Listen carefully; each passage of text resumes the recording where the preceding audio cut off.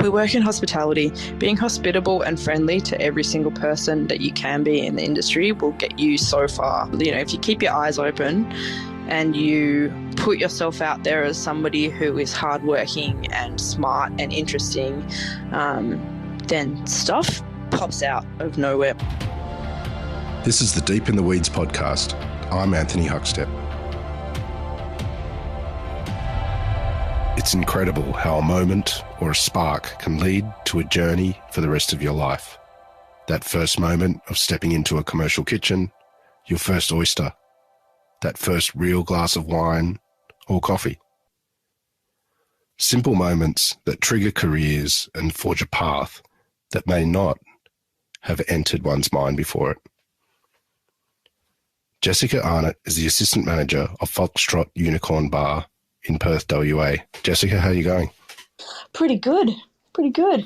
It's probably unfair to label you as assistant manager because I think you do just about everything at the venue, but it sort of epitomizes your career. You've had made a real success of front and back of house. Where did it all start for you?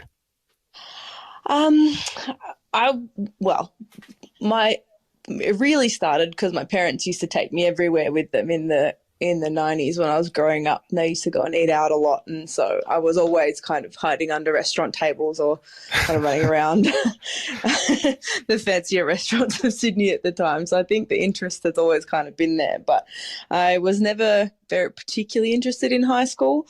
And when I was about 16, I did a barista's course kind of on a whim, 15 or 16. Wow. And ended up getting a job at their cafe on the weekends. So I was, all through my HSC, I was already working a cafe job on the weekends. Did you see a career in hospitality at that stage, or was there a moment that sort of triggered for you? It wasn't until heaps later. It's kind of two parts of ending up in it being a career. The first one was that I had zero interest in going to university whatsoever. I just knew that I was just going to end up with a big HECS debt and nothing to show for it. So my parents went, okay, that's fine, but you have to get a job straight away. And my mum took me my mum and I went and had lunch at the Bayswater Brasserie, which was quite a kind of, it's an iconic Sydney restaurant that I had been frequenting since I was about 2 years old. And the restaurant manager there at the time had also been there working there kind of on and off since I was a baby, essentially. And mum asked him if he took on trainees. And he said no, but I'd give her a job. So I started working at the Bayswater Brasserie when I was literally fresh out of high school. I was 18. And it wasn't until years later when one of my mum's friends made a joke about, one day when Jess has her own bar, we'll, go and drink margaritas there and blah, blah, blah, where it kind of went, oh yeah, this could actually, it could be a thing. I could stay, I could do this. This doesn't have to be a transient job. What was it like? The Bayswater Brasserie is legendary with some incredible talent that went through its doors. What was it like as when you were so green to hospitality? What was it like for you? It was amazing. It was amazing. I really credit a lot of my talent and future to the training that I got there. First of all, when I started working there, Nara and Young was the head bartender who has gone on to amazing things in New York. Charlie Ainsbury, who's, one of the best bartenders in Australia, he started there about 6 months after I did as a barback. So the talent was really it was a really kind of golden era in the bar there. And I just started as a food runner and running this little kind of tiny dispense bar. And it just really set me up for the rest of my career. The venue manager was a real stickler for processes and doing things efficiently and properly, and so that was really ingrained in me from the word go, essentially. And the chef was really beautiful, old school kind of French cooking. He was a bit of an old angry chef, but I ended up with him kind of wrapped around my little finger a little bit. And we had a really good working relationship, which taught me a lot about managing up, I guess, a little bit as well. So I've always got on really well with kitchens because I've known right from the start how to kind of make it work for myself. And yeah, I can't, I honestly can't think of a better way to have started off in hospo than there. Well, your career is, there's sort of different phases of it because there's a real food focus and there's a real front of house and bar focus. But in the early days, it was all about bars. And can you tell us some of the really important venues and moments that were sort of integral in your development in the early days? Yeah, so obviously, Bayswater is kind of one of the first ones. And I wasn't, as I said, I wasn't bartending yet when I was there, but I was watching some really amazing talent. And that's kind of where my interest in cocktails kind of got piqued. And then I moved to London just before my 21st birthday. And the first venue I started working at there is I got a cocktail waitressing job at Match Bar W1. And Match Group at the time was one of the leading cocktail groups in London. They had amazing staff training. So every month there was a training. I'm a 20-year-old going and having cocktail trainings with Dal de Groff, things like that. Amazing.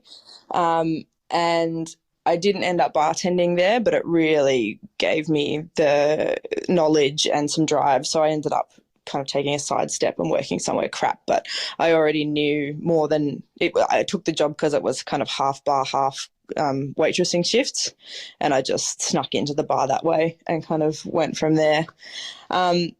I would say the next major one for me would be when I moved back to Australia. I started working at the Victoria Room, which was in Darlinghurst, which again is kind of quite another iconic Sydney venue that was there for about 10 years. And I was working under Lee Potter Kavanagh was a bar manager when I was there, and he drove a really hard ship,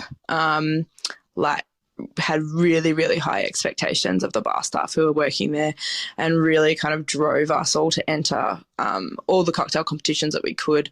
And that training there was definitely like a big, big one for me. Learned a lot working there. That was definitely one of the bigger cocktail venues because I ended up managing that. I ended up taking over from Lee. So not only did I learn about cocktails, but I kind of learned about people management and managing a venue there. What was important at that time when it was your first role, sort of managing people? What surprised you about what it took to do it well? It took me a really long time to get the idea that you have to look up from what you're doing, because I'm quite a stickler for, like, if I could just work dispense and just make drinks and make them look pretty and send them out constantly, like, I would love that. That's kind of why I'm quite good back of house as well, because if I can just get really stuck in the zone of like doing a production line of things. I actually quite enjoy that work. But when you're a manager, you've got to look up from that. That's actually the least important thing you can be doing. And you've got to know everything that's going on in the venue at once. You've got to know what's happening pretty much on every table, back of house, front of house, and being able to kind of balance all of that and do it calmly.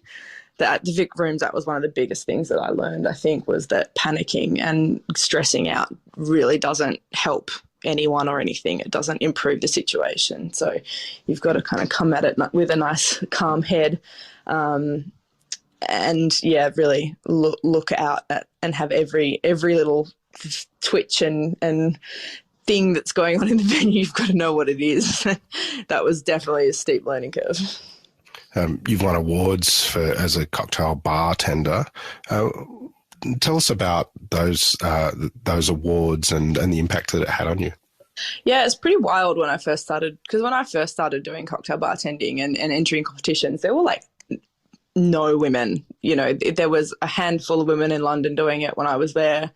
And when I came back to Australia, there was really, the amount of cocktail competition finals that I was in that was me and 9 other boys and that's just what it was like for years. Thankfully, I've gotten, it's amazing that I've gotten to watch it change with my own eyes. It's still not completely there, but it was wild. I've always really enjoyed the cocktail competition side of it. It's like you get to flex your creativity, which is something that's super important to me. I always, whatever I've done, I've needed to have an outlet for my creativity, not just the kind of monotonous day-to-day of the venue. I love that bit, but the creative side is really what kind of keeps me ticking with it. And that pressure of competition, I loved. And on top of that, it's not just about winning the competitions. It's the best place to network. I've met, heaps of my really good friends and future employers and stuff have all been through competitions. Not to mention, I've gotten to go on trips to I've gotten to go to Nashville, I've gotten to go to Cognac, I've gotten to go to all these amazing places through competition as well. So that's always a really lovely silver lining too. Well, with an inability to travel overseas at the moment, do you have any stories of one of those trips and the influence that it had on you? Yeah, I mean, you look back at some of them now. We went to one of the trips I went to was for a gin competition, and we went over to Cognac in France, and it was bartenders from all over the world. I think there was, every finalist was from a different country. And then you sit there and the judging panel are like these people who are just at the absolute top of their game, celebrities, in not household names, but to bartenders, they're, the peak of where your career could go. And just getting to kind of soak all that in and learn from those people is just insane. Like, you get such a different perspective, and really interesting getting to hang out with bartenders from other countries as well, because I think even more, yes, it happens with food, but the drinking culture in different countries varies so wildly from country to country because, and the palate of the people that they serve. So, if you ever meet an American bartender, their drinks are always going to be much sweeter than Australian bartenders just because that's the people that's the culture, that's what they serve. So really, really interesting getting to learn all of that kind of stuff as well. You ended up relocating to Perth and there was a massive switch in your career and you went from front of house into food. Can you tell us why that is and what you did?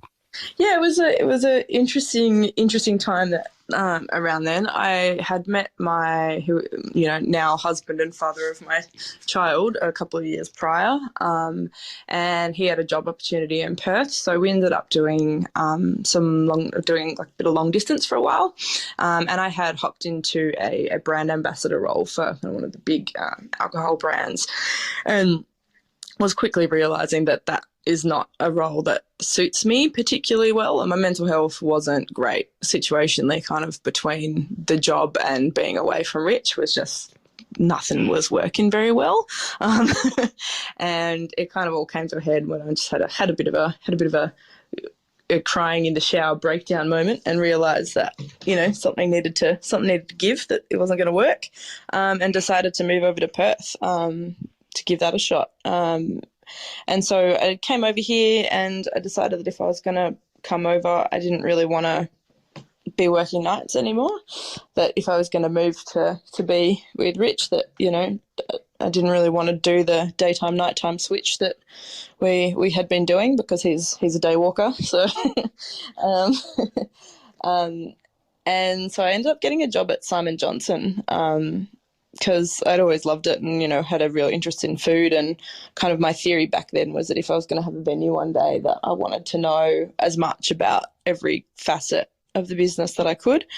So Simon Johnson became my little happy place, working in the fromagerie there. So I learned a wild amount about cheese in 6 months, which was awesome.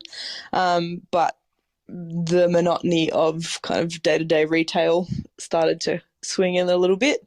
And the season of MasterChef that I had been watching every night with my newfound kind of free nights had a couple of Sean and Jamie, who were both friends of mine who had been bartenders as well, were both on the season prior.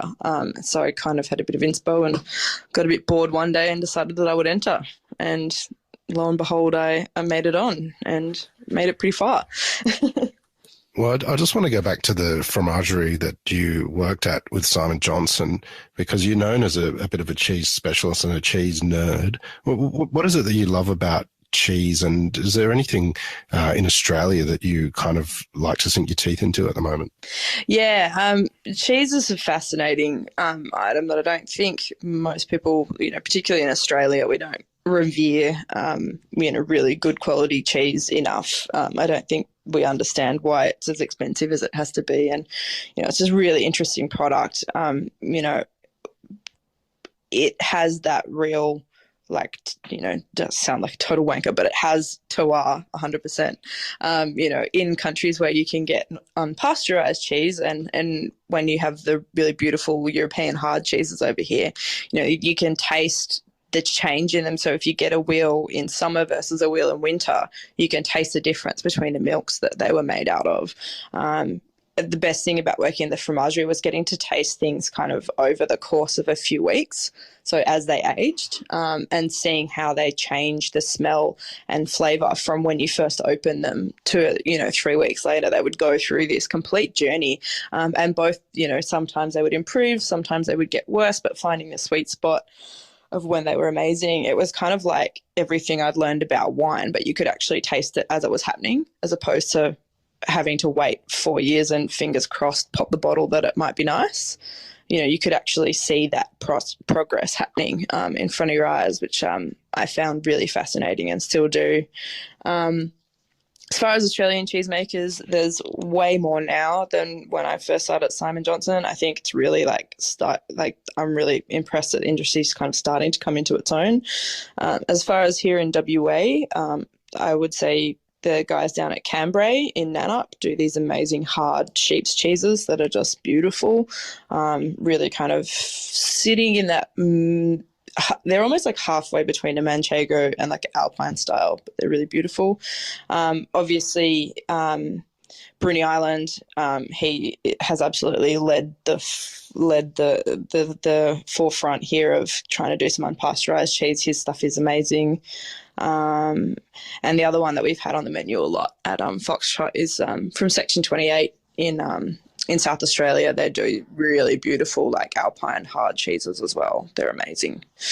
I think the hard cheeses are probably the better ones at the moment, because in Australia we still can't have unpasteurized soft cheese by law. So I think the hard cheese is definitely kind of where it's at as far as interest goes. There is good soft cheese, but there's better hard cheese.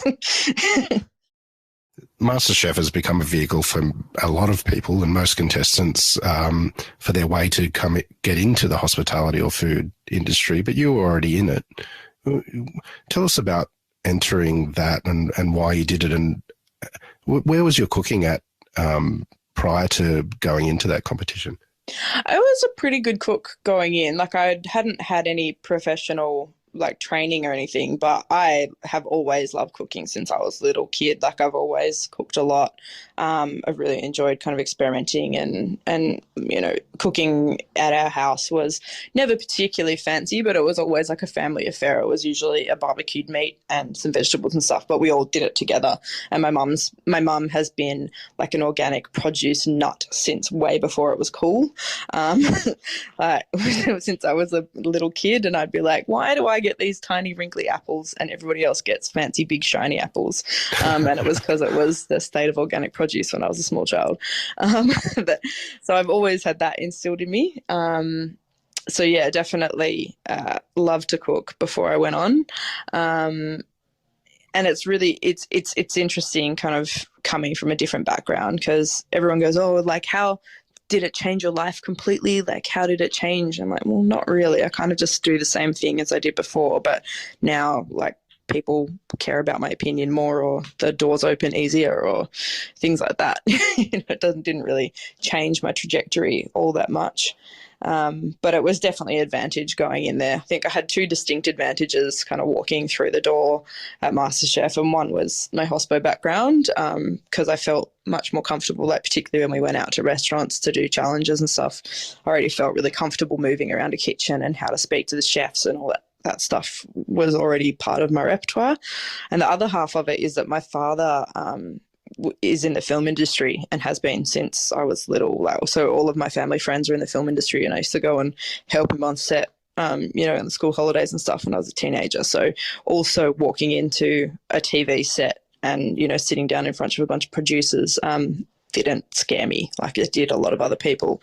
That didn't give me the nerves like it did a lot of other contestants. So I think they were two very distinct advantages for me from the start. Well, you also became known as the one who put booze in everything, the bit of lubricant for the judges to get them along their way to be happy with your meal. Do you have any funny stories of things gone wrong that we sort of didn't see on air? Or I think this is pretty gross, actually. But there was one of the challenges we were doing where it was a mystery box and you had to use every single ingredient in the box, in the plate. And I was like, finally, this is my chance, because I'd been wanting to do like a cheese board, but make all the accompaniments to go with it. And we'd been given some really lovely, I think it was Millewa, their blue cheese on the board. So I was like, great, I can just serve that as it is. And that's like a bit of a talking point from Simon Johnson's story. And then we can use everything else. But then halfway through, I ended up cutting the corner off my thumb.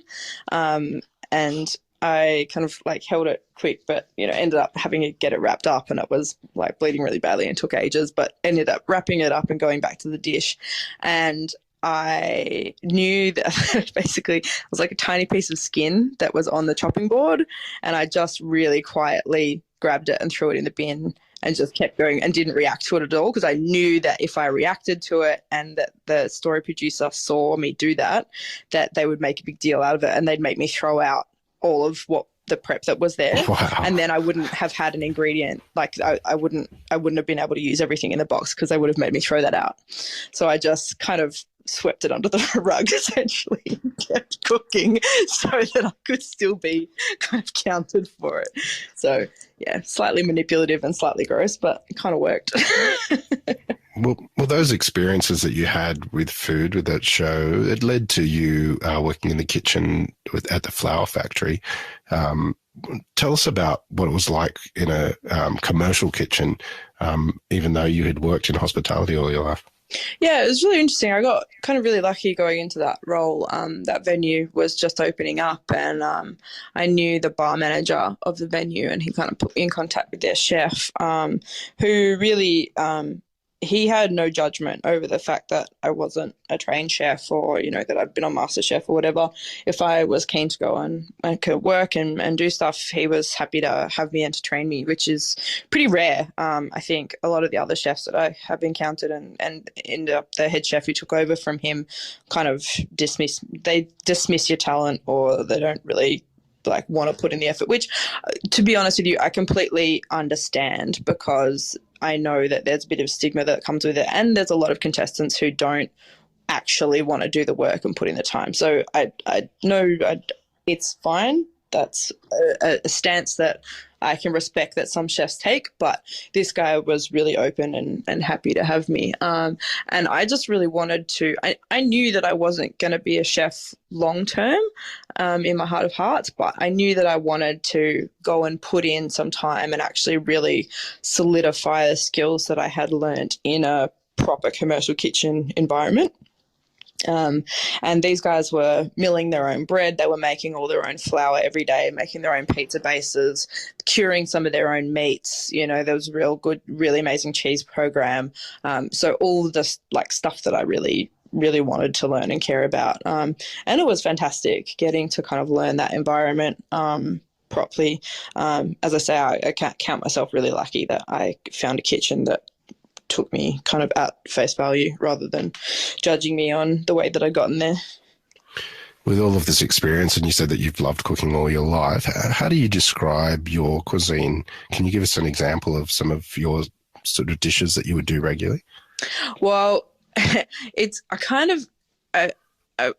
always pretty like, I'm not particularly fancy. Like and I don't necessarily stick to like a cuisine as such, but it's always just really like big and hearty and like full of flavor. I love working with spices and stuff. So at Foxtrot Unicorn and what I've been doing for the last year and a half or something since we've been there, minus the bit where I went on maternity leave, is we do like amazing jaffles. So that's our star dish, and kind of rotate the flavors all the time. So even though it's a seemingly simple food on the outside. There's a lot of love and care that goes into them. There's a very specific cheese blend that I've made for them, and just kind of big, hearty, interesting flavors that kind of we change them all the time. And I just love that, like building, anything where I'm building and layering flavor and getting it really nice and hearty and punchy is kind of my jam. Well, can you give us an example or two of one that's on the menu at the moment that you think is a really good one? Yeah, so probably a couple of the standout, the two all-time favorites that I get asked to put back on all the time is pretty early in the piece. We did a samosa jaffle, so did like a potato and pea samosa filling, but inside a jaffle, and we served it with some tzatziki on the side. So that was like, I'm all for a bit of carb on carb action. Always makes me happy. So double carb, bit of bread with potato in the inside, and then one of the other kind of all-time favorites was we did this kind of a thick bechamel with quite heavily spiked with like pepper and nutmeg, some sausage, so pork and fennel sausage mince, and we did like a crispy kale to put on the inside, so crispy kale, sausage mince, and bechamel with a little like bit of chili flakes and nutmeg and stuff all toasted up. That's definitely one of my all-time faves. You mentioned that when you went to Perth, you wanted to let go of the sort of night owl sort of life that you were living and work more in the day.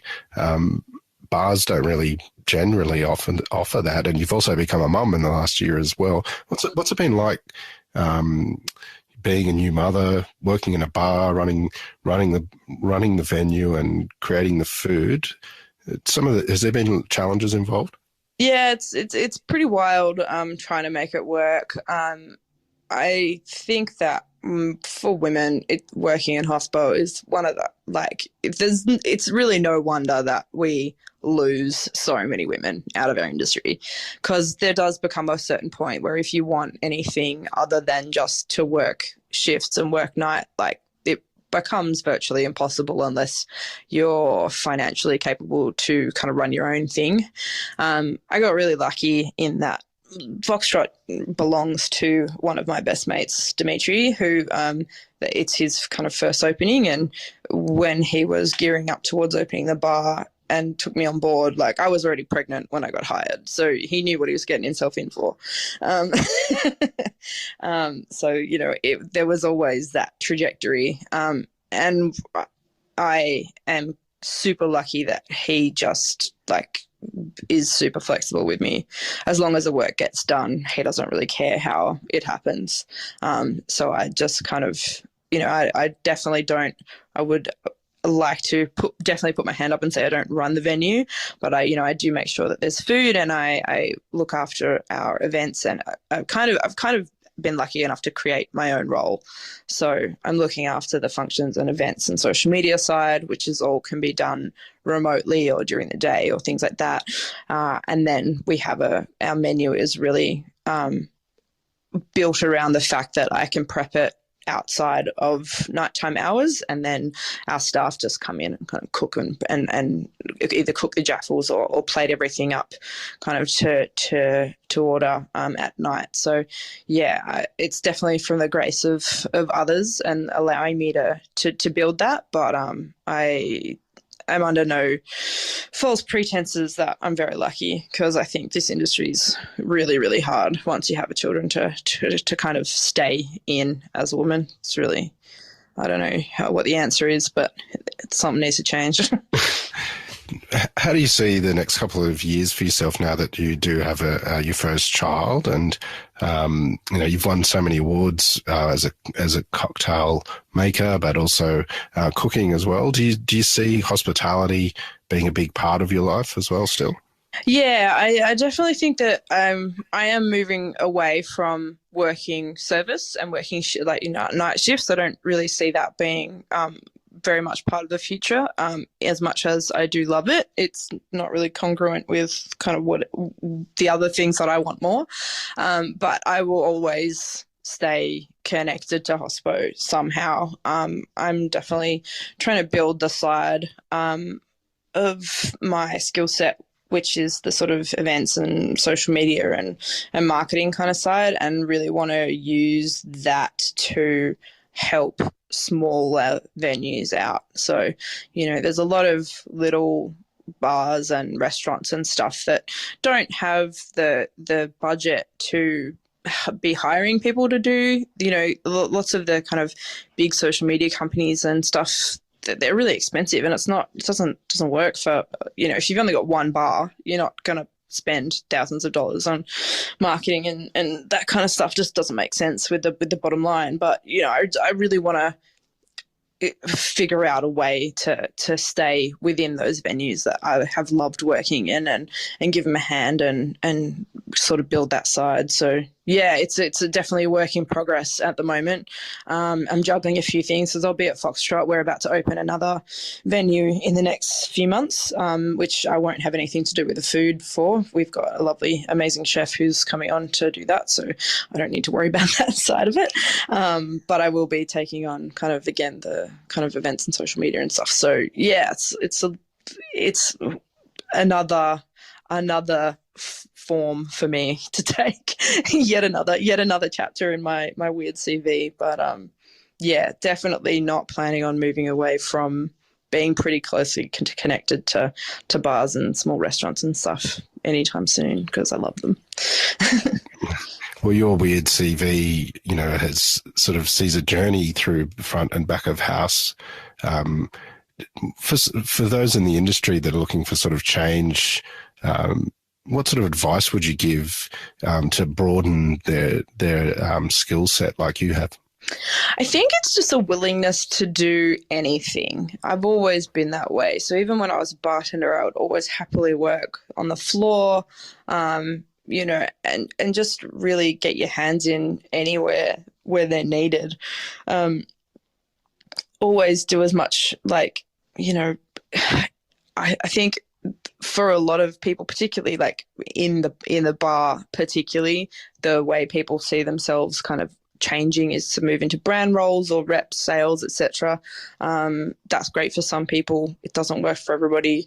But just being, we work in hospitality, being hospitable and friendly to every single person that you can be in the industry will get you so far, because you never know what opportunities are going to peek around. If you keep your eyes open and you have put yourself out there as somebody who is hardworking and smart and interesting, then stuff pops out of nowhere. My mum always laughs because she just thinks that the universe hands me things on a plate. But she's like, "How do you always get these opportunities?" I'm like, I just look out for them, and then you have to throw your hat in the ring, and you have to be somebody that if you've been nice and respectful and smart, then people will take you seriously no matter what you want to do. Even if the experience isn't there, but they know that you've got a kind of a personality type that will be able to conquer it, then chances are they'll give you a chance. Well, Jessica, that's amazing advice, and we've loved having you on Deep in the Weeds today to hear your story.